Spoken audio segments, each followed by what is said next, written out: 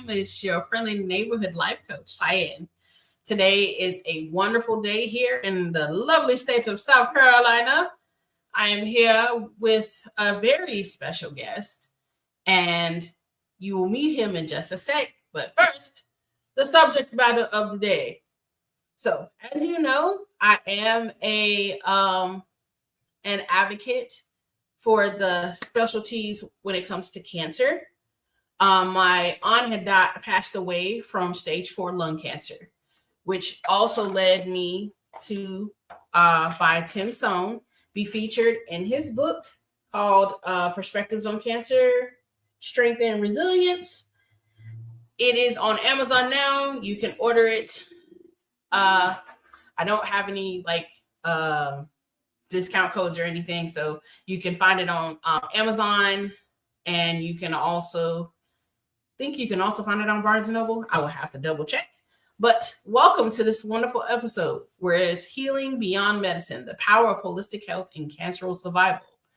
And I would love to introduce you to, I get goosebumps when I introduce my guests. I can't help it, because I'm meeting so many different people, and I feel like every time I bring somebody on, the community is blessed as well as I am when I actually interact.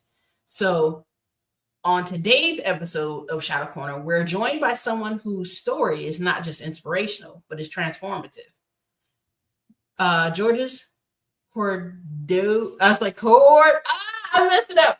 Georges Cordoba.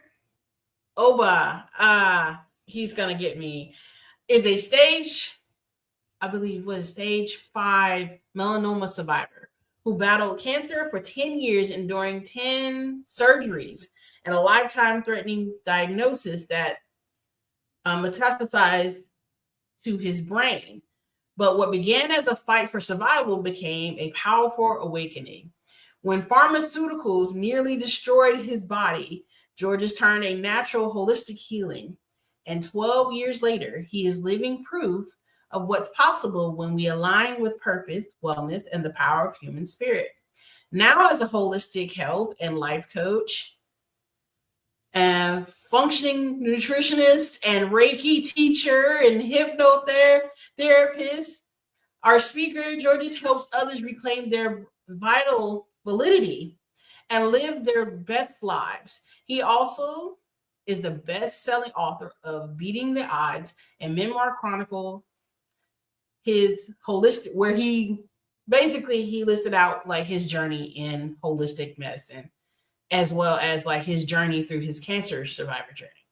So one of Chief Technologies Officers, Georges made a radical shift to become an entrepreneur dedicated to supporting others facing health crises. And did I mention he's also a former NCAA division tennis player, half marathoner, music lover, and someone who gives back through reforestation efforts and feeding programs. This list goes on, and I'm trying to give him all his accolades the best way how, but I think it's better you just hear from himself. George believes his survival wasn't just a second chance. It was his call to sing the song he was born to sing, helping others live in wellness and purpose. Please help me welcome Georges. Hi, how you doing? Wait a minute. And there we go. Hey, how you doing? Very good, Sayen. Thank you for having me in your show. I appreciate it. I appreciate it too. Apologies in advance. I know we just talked about how to pronounce it, and my brain wouldn't bleed. No, that's fine. Cordoba, it's very fine. And what counts is really the transformational story. It's a hybrid of both, and there was a lot of faith in there. I'm a person of faith, and but just like it's like the Apostle James says, do not deceive yourself. Show me your faith with your actions. And I took action. And at the time I was still a father of 5, but there were 5 young kids. from 7 to 14, and a pair of twins that were 10. So it was really rough. It added some anxiety on me because I was wondering if I was going to see my kids in the beginning. When you are diagnosed, you anybody that has been diagnosed understands this, but you don't believe it. You go on denial. You get angry. You say, "Man, no, this was a mistake. I need to do it again." In my case, I had a lot of in my Greek side of the family landscape. I feel like I will be doomed. Many of my family members passed from cancer, so I basically feared the disease. And sometimes, as a hypnotherapist now, I can tell you that I attracted the disease in a way because I feared this monster.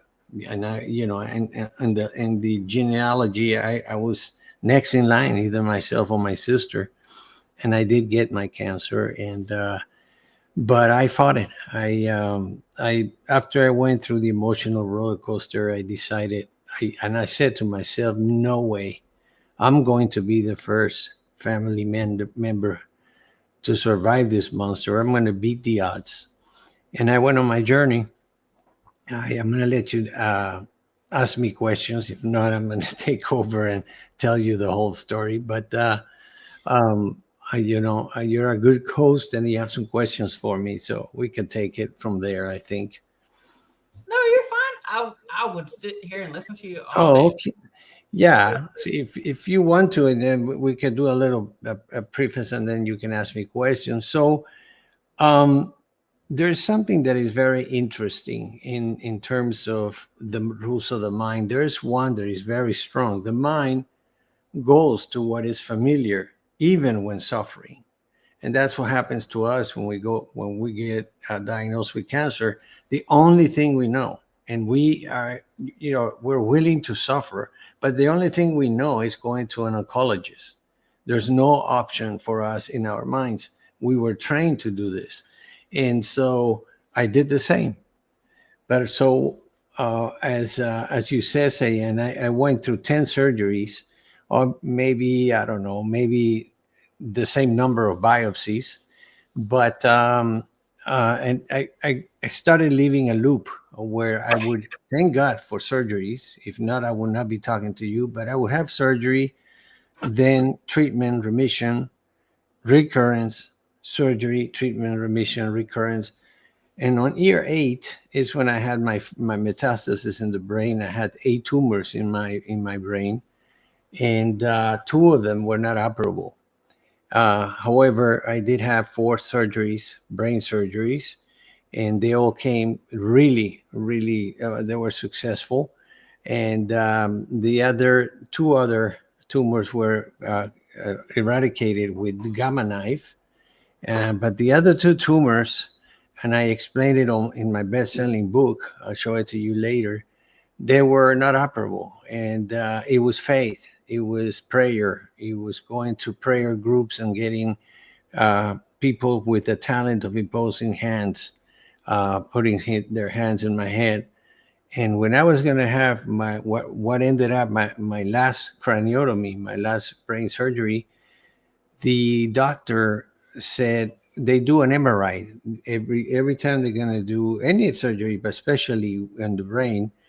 The neurologist puts a kind of like a helmet and does a special MRI the day before to see exactly where he's going to make the incision.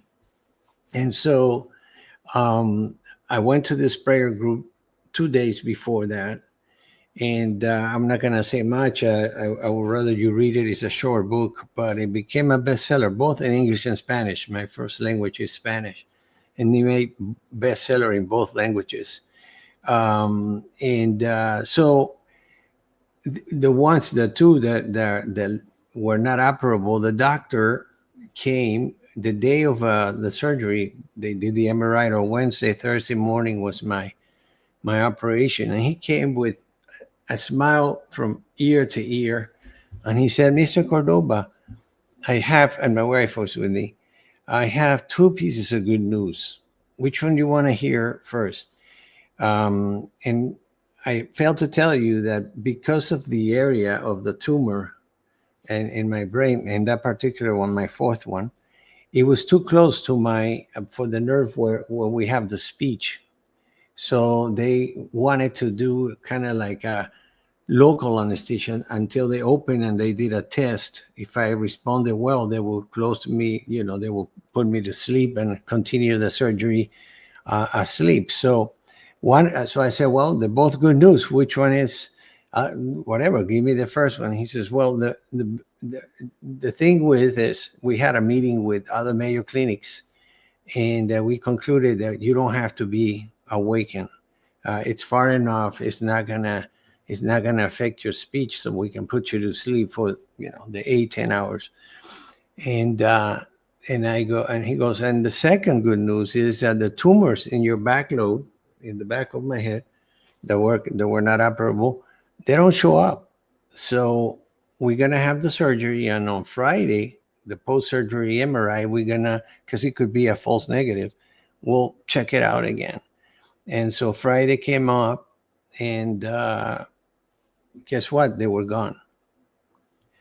At that point, they gave me this new. By the way, even though I was a chief technology officer, 8 years going through this disease broke us. I mean, financially, I just topped up all the insurance benefits, so it was all on me. I had to, and we made, knowing now, going back, we made mistakes. We tapped into IRAs, retirement funds, 401k, college funds for the kids. It was all about surviving. They gave me these pills. It was the first time the FDA found a way for the brain to accept anything toxic in the brain. And so it was oral in capsules. And I have to share this, $1,000 each capsule. Okay, I'll repeat that, $1,000 per capsule. And I had to take one Monday through Friday, take a break on the weekend, and then 5 more Monday through Friday. And same one more time, it's a cycle of 3 weeks, another Monday through Friday. But on my second Monday, I really, if I look back, I thought I was gonna pass away because my heart was pumping so hard, I could feel it, and so fast. I started to get an anxiety attack. I was all over the place. It's like it was like I took some speed drug or something, and I was just fainting. My wife was working, the kids in school, so I just lay down in the couch and try to, kind of like let the storm pass. Later on, when I called my sister and said, look, pick up the kids from school if you don't mind. When Naomi gets home, I want her to take me to church. Because as I was going through that situation, Sayen, I started praying for discernment. I asked the Lord. I was fed up. With this cycle and the traditional treatments and all this stuff. A very poor lifestyle, broken. I was broke financially, and with 5 kids. And so my wife got home. She said, I was still pale. I said, what's happening? And I told her, I said, can you take me to church and let's go to the chapel at the church? So I got there, and we go inside the church and the chapel, and I went straight to the altar. I kneeled, and I cried my butt off. It was 8 years. I mean, I cried many times before, but that was a different cry. It was a surrendering type of cry. And I said, Lord, these guys are trying everything. This stuff is not working for me. Give me the discernment. I really want to survive. But I don't want to keep doing this stuff. And I want to continue to be the best dad, a good Christian, do missionary work for the kid. We even, it was just finishing grade school and high school, because they have different ages. All important stuff. My wife and I were doing good. We had several luxury stuff. But when it comes to know that you may not wake up from a brain surgery, you pray, and basically all you think is the stuff that really matters: your family, your talents, the people that you help. Nothing else. Really nothing else. Everything else is just really a lie in a way. Happiness is within. And by the way, I found out through when I made I left the chapel. My wife in the medical world, she worked for Baptist Hospital, and I told her what I wanted to do, and she was against it. She goes, "Oh, no way," fear and stuff. No, no, no, Georges, you gotta keep going. It's the only way. And I said, no, I know my intuition, my inner self is telling me this is not working for me. And so, and I unfortunately, but fortunately, I love this guy. I have relatives. One is a surgeon, and his wife is a family doctor, and they were, no way, no, Georges, you can't do that. Uh, in the back of my book, in the credits, Dr. Mian says, which is a relative, they're my daughter's godparents. He said, "Hey, Georges proved us all wrong. There are other ways out there." And by the way, there's 8 million Georges out there in the United States that went natural, but nobody knows. Nobody knows this because they don't want people to know that there are alternatives. And healing, my friends, happens from the inside out, not from the outside inward.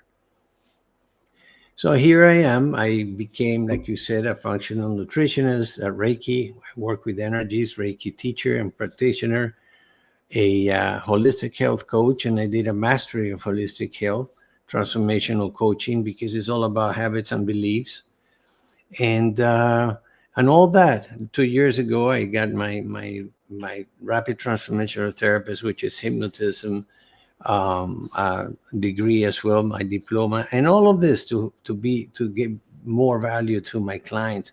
But at the end of the day, when I look at all the stuff that I've been acquiring, acolytes and stuff, that's what I did without a coach. When I decided, I made the decision to go on the holistic health journey. It's almost like God sent me angels in the form of humans. Everything happened. So two things happen there. You have to have faith and take action on that faith, because there's something much bigger than you that will be there as long as you take action. That's one thing.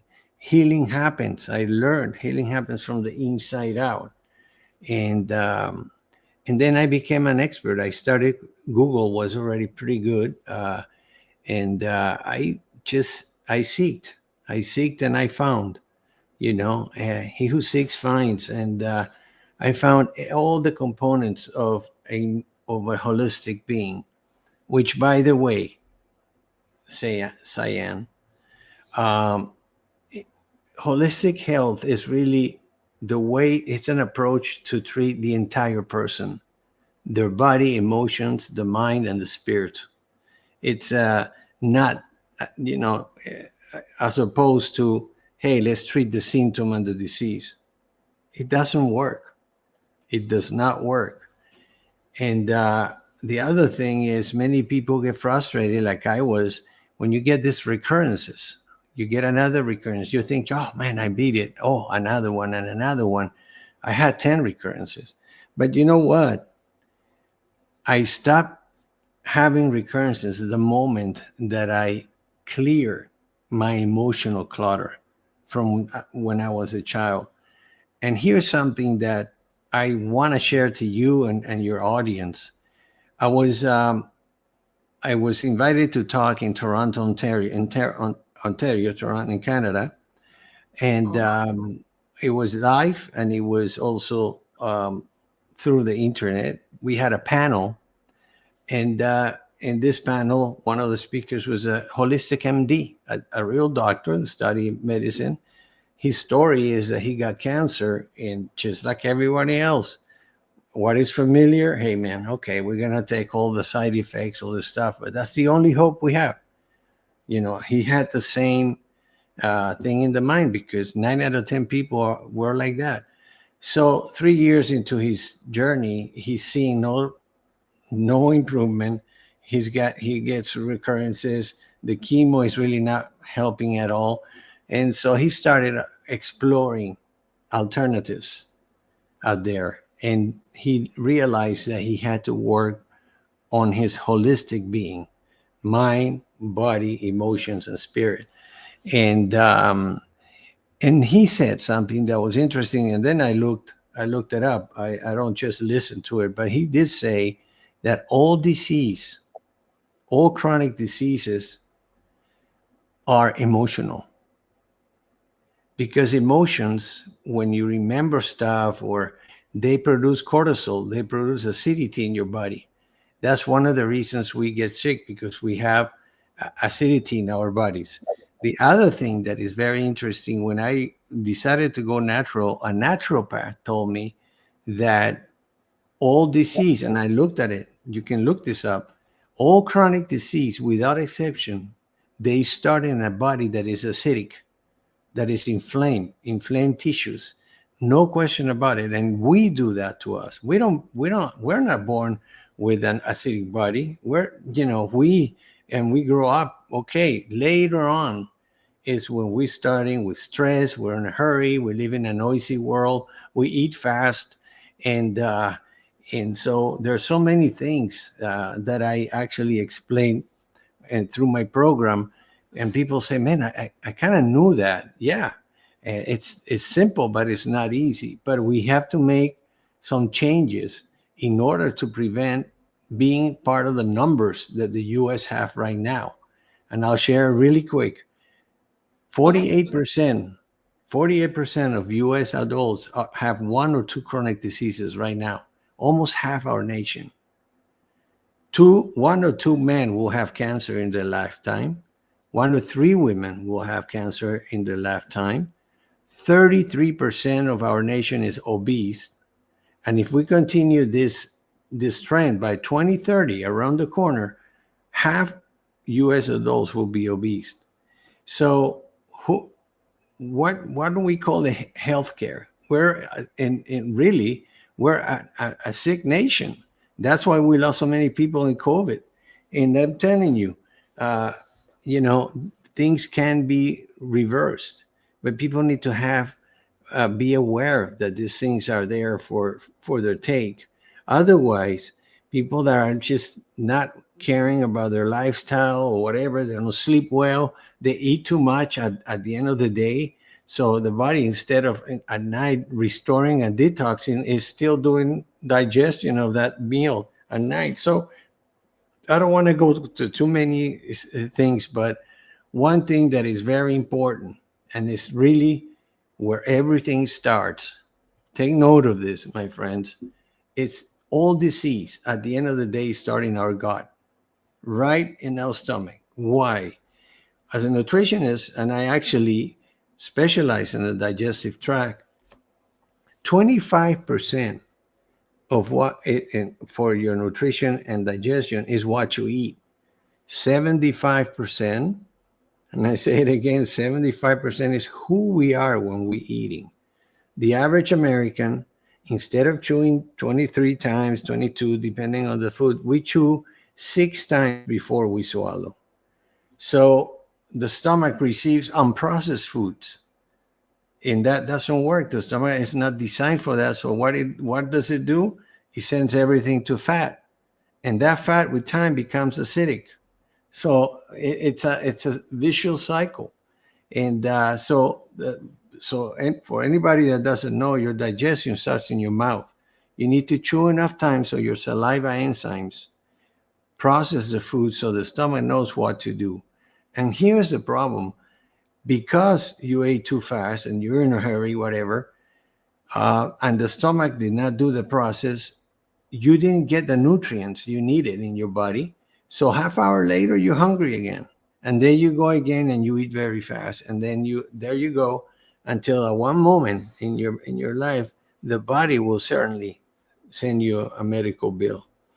So I hope you guys were listening to this, because everything is is predict. You can prevent it. And if you are sick, you need to understand that you got yourself sick. But if you got yourself sick, you can get yourself back to normal, back to health. It's the way it works. So anyway, I'm gonna stop and see if you can ask me. If you have some questions for me. Yeah. So what was one of the I'm trying to make sure that I stated right. What was one of the first things that you changed when you knew that after your diagnosis? Because I know like a lot of people, you are right. I'm in school for uh holistic alternative medicine. And the one things they always preached about was the gut was the key and the gateway to a lot of things. Mm-hmm. Did not treat your gut well, or you were consistently consuming nothing but like acidic foods, processed food, Exactly. 9 times out of 10, then you could catch these diseases like diabetes, high blood Mm-hmm. uh, Absolutely. anything that's an inflammatory disease. That is something that they preached about. Another thing Mm-hmm. that was harped upon was antioxidants, because a lot of people have the fear of getting wrinkled and old and stuff. And I was like, you better be happy, because some of those wrinkles are literally a testament that you've lived. Mm-hmm. But one thing that I try to bring home to when after I come from school is to change up like how we eat and change up how we do things. Instead of like ice cream, we get fruit or like frozen sorbets. These Mm-hmm. things, they're not high in sugar if you're making it yourself, and they're not Yeah. hard to make. It's just the fact that you have to choose the time. You have to choose like Mm-hmm. how to get it done. And Yeah. I think that's where we're sitting at when it comes to health.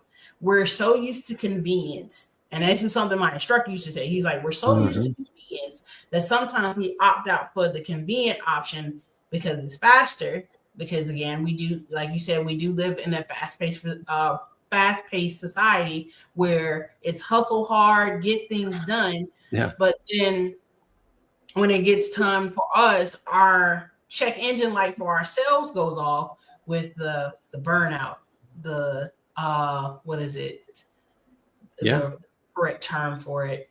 The burnout, the insomnia, Yeah. the irritability. Exactly. Sometimes people spaz on others, or sorry, anybody that knows Absolutely. what spaz means Yeah. you start to speak negatively on others, and then you wonder where it's all coming from. But you have to check where you're actually getting your nutrients from. So Exactly. what was the first thing like that you had to cut out during your journey in this? Because Yeah. In the that beginning, that's a great question, Sayan. I as you mentioned, I have been and I still am an athlete. When I play tennis, for collegiate, and I try to play professional, tennis is one of the sports that is individual. You either win or lose. There's no tie. There is no the team lost or the team won. So I had to really become a little bit of kind of like self-centered and do all kinds of stuff to have an edge in competition. And one of the things that I did as I was um, studying in college for free, because they gave me an athletic scholarship, I did a minor in nutrition just to kind of have an edge, eat well, so I could have more energy and win the matches, the long matches. And so I had an idea of what to do. The problem is, in my case, what I did is I was eating very well. My thing was emotional. At the end of the day, like I told you, when I clear my emotional clutter, I never had another recurrence, by the way. The moment that I liberated all the stuff, all the crap that was inside of me emotionally since I was a child, I never had another recurrence. So, and with my clients, and I've been doing this for 8 years, they go through the same stuff. They stop having their rashes, or if it's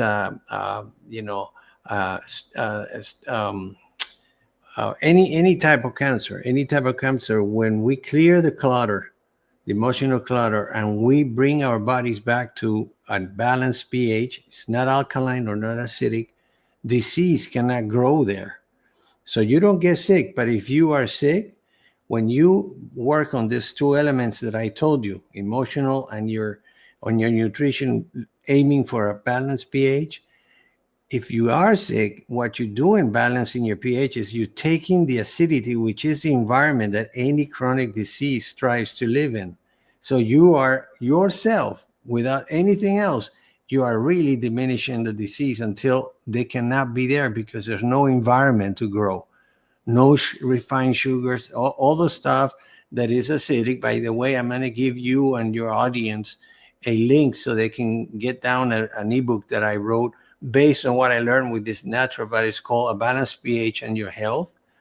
In there, there's also a table that explains which foods are acidic. You actually made this happen because you mentioned that. So thanks for saying it. So this table has, you'll be surprised what foods are acidic and what foods are not. At the end of the day, nutrition hasn't changed. You need a percentage of carbs, a percentage of good carbs, a percentage of good proteins, and a percentage of good fats. And there all over the place. As a nutritionist, I don't believe in extremes like paleo or keto or vegan. You need to just learn how to order a balanced pH plate in a restaurant and make them at home, and then becomes automatic. If you so you'll see. But I want to share this. If any of you guys um, drink sodas, I want to give you this tip or this information. One can of soda, depending on the brand, has between 9 and 12 teaspoons of refined sugar, plus the caffeine. In order to alkaline your body back to a pH balance after that Coke, you need to drink 32 glasses of water. So imagine people that have one in the morning, one at lunch, one at maybe in mid-afternoon, and maybe one for dinner. Those people are a walking bomb for any chronic disease in time. So that is It's important. crazy. 32 glasses of water to substitute that one can. One can, yeah, because it has 12, between 9 and 12 teaspoons of sugar. That's what get us addicted, and to this stuff. And then that's one thing that in the beginning, I was trying to counteract that, but the these drugs are very acidic. So, and that's why they give you time like 30 to 21 days to recuperate and then have another cycle, because the chemo also kills the good cells. The good cells regenerate, the bad ones don't. But and then you go in this loop, and there's many other things. I just wanted the whole thing, and I really appreciate you inviting me, is the fact that, for me, this is not a job anymore. I used to be an executive and in technology, and I went to health and wellness just to help people understand that, you don't have to get sick. On top of that, if you learn how to manage your human cycle. What is the human cycle? Well, the sun is 365 days. The moon is 28 days, the cycle of the moon. And for us humans, it's 24 hours. So some things definitely have to happen in those 24 hours, including rest, including a good sleep. It doesn't have to be 10 hours. That actually does not help. 6 to 8 hours.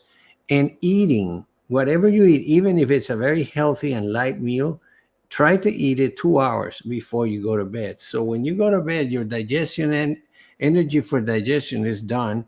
And when you close your eyes, your subconscious mind is working on detoxing you and also regenerating muscles or anything in the body that needs regeneration. But most people eat nothing during the day, and then they go home and they have this huge meal and they go to bed 1 hour later. So you are really disrupting your 24-hour cycle in such way, and the body really fights this, but it gets to a point that you get sick. It is really that simple. And and then obviously many people don't go for walks and don't nourish themselves. And guess what, my friends? And I can tell you, I kind of face that very close. Everybody wants to go to heaven, but not today, you know. And and the other thing is our time is precious. You know, we do some work occasionally and visit hospice homes, and the common denominator there is, man, I thought I was going to live forever. If I only had 10 more years on me, I would go back and do the things that really matter. And you know, the purpose that maybe they hit there because they took a job, and at the end of the day you realize 20 years later, man, that's not what I'm supposed to be doing. I'm supposed to be doing this, you know. So there are ways, and there's so many people that can help you now. You know, there's a Chinese proverb that says, if you want to know the road ahead, ask those who already came back. You know, and that is so powerful, but it's true. You know, and I wish there was a database of people that, of all the Georges, that it's a little over 8 million survivors that took the natural holistic route. It's not only the physical body. I teach my clients with a metaphor of the four legs of the table. One of the legs is your physical self, the other leg is your emotional self, the third leg is your mental self, and the fourth leg is your spiritual self, your soul, your consciousness, the stuff that the creator gave us. Whatever philosophy you follow, is the same source, a source of love and source of my wisdom. Look what he created. You and I, Sayan, we're brothers and sisters from the soul. We are exactly the same. We're designed. All of us are designed exactly the same way. No difference. No difference. So, you know, if we knew this, if we knew the power that we have within, um, and if they taught us this in school, because from the very beginning we all seen, and we have friends, relatives, brothers, sisters, anyone in our families that have gone through cancer, and then since they were little, and then we see that experience, and we create this belief, oh man, that's the only way to go. But guess what? The oncologist is not a nutritionist, it's not a hypnotherapist or a psychologist or a acupuncturist or a massage therapist. None of that. They just know one thing and they apply it hoping that it'll help you. Yeah. So my next question in this would be, for someone like currently facing this, not that one. If you've taken your healing journey and turned it into your life's work, how did the transformation begin? Like, you have so many hats. Like, so you are a Reiki practitioner, hypnotherapist, you're a nutritionist, you're a coach. What led you just to, not saying that you're just in this one field, but what led you to go to take these hats? Like, I know, like they Yeah. say, the master is the person that wears the hat, and sometimes the master can have multiple hats, and you'll never know. But you Hmm. tell me what led you to any of these? Like, this is a lot. Yeah. It was faith and thankfulness. I Many people survive and they forget about it. In my case, I realized that there is a natural, holistic, spiritual journey to heal, and it has nothing to do with external. It's from the inside out, and all this stuff that they try on us is medicine is trial and error. So what happened to me was, in a way, compassion. I was a youngster. My talent was to help people. I would go to missionary work and help both the poor and in different favelas in South America. Dangerous place, but I went with a group of people, and we did some missionary work to help. So when I took with a leap of faith the holistic health journey, and it worked for me because I did everything. And so I said, oh, you know what? Forget technology. I love technology. I love to help big companies like Royal Caribbean Cruises be more productive in their when they're at sea, whatever. That's great. They get better bottom line money and stuff. But to help a human being understand that, first of all, they don't need to get sick. Don't fear disease. Just do what you need to do with yourself to nourish yourself. Give yourself at least 30 minutes of your day for you. That doesn't happen anymore until you're in hospice and you regret it. No way. And so when I saw all this stuff and I guess this is a talent and a calling, I said, you know what? Everything I did without a coach, I'm going to become an expert on that and on top of my story. Because if you don't have to go technical on this stuff, it's just how to manage your physical self, your emotional self, your mindset, and your soul, your spirituality, which, by the way, it does not necessarily have to be a religion. You could be religious and not spiritual, or vice versa, or both, like me. I grew up Catholic, Christian, and my avatar, my master is Jesus. I mean, Jesus as a man has everything. He's the best coach ever, and many few people listen to him. I mean, it doesn't matter that just read it as the New Testament. Like if you might be Muslim, Jewish, Hindu, which I really studied a lot of their stuff because it's all the same source. Without human manipulation, it's the same source of love and healing, love and wisdom. And we all, by the way, are born with it within us. That little thing that we call our intuition, which we give away within the years, because they tell, oh, don't believe this. It's there, and that was part of what saved me.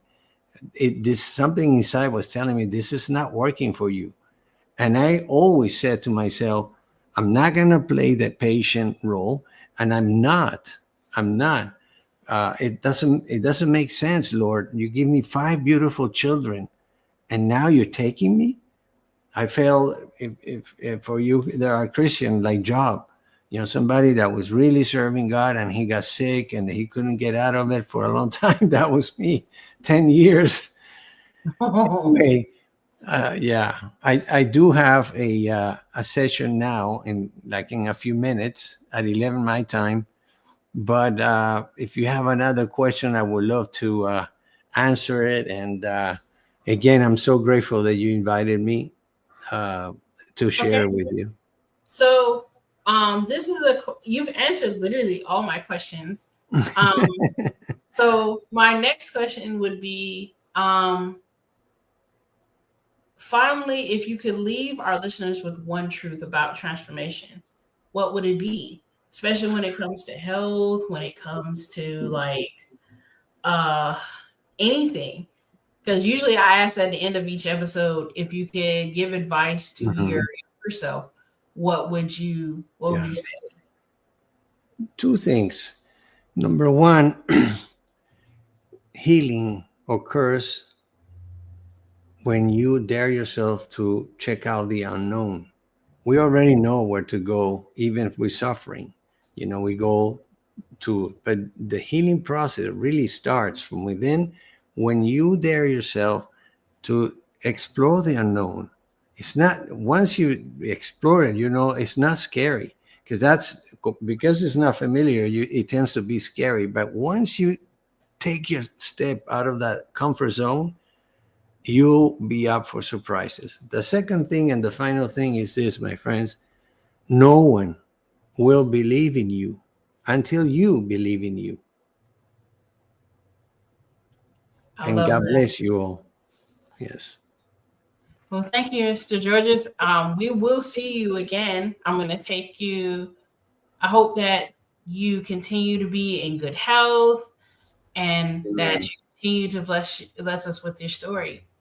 Yeah, and definitely, whenever you want to invite me again, I'm going to reach out to you after my session. This is an hour and a half because it's a hypnotherapy session, but I will send you a link for you and your audience. It's a gift to reach out to it and get this documents that I told you. Also, an important one: how to water guide. Okay, how to sleep tips and the balanced pH on your health. All right. Okay. Thank you. All right, everybody. So to wrap and sum this up, you are, and just like again, like I stated with Chris Totos, Mr. Christian Elliott from the last time we were talking about this health, you are the author to your story as well as your health. If you don't take your health seriously, no one else is going to take you seriously. And you have to make sure that you're providing yourself with the proper nutrition and making sure that you know that, number one, your story is valid. It doesn't matter how it started, it's how you finish. And two, to understand that the real wealth of this world is your health, because without that, you have nothing. And I know that I mentioned this because, like, my father, he mentioned about education. And education, when it comes down to your health, is very important. So I hope that from this episode that you got something from it and that you were able to catch the nuggets and understand everything that is involved, not only with your gut health, but also with you just staying active. But I know this is all the time we have, so I will see you good people on another episode. Bye for now.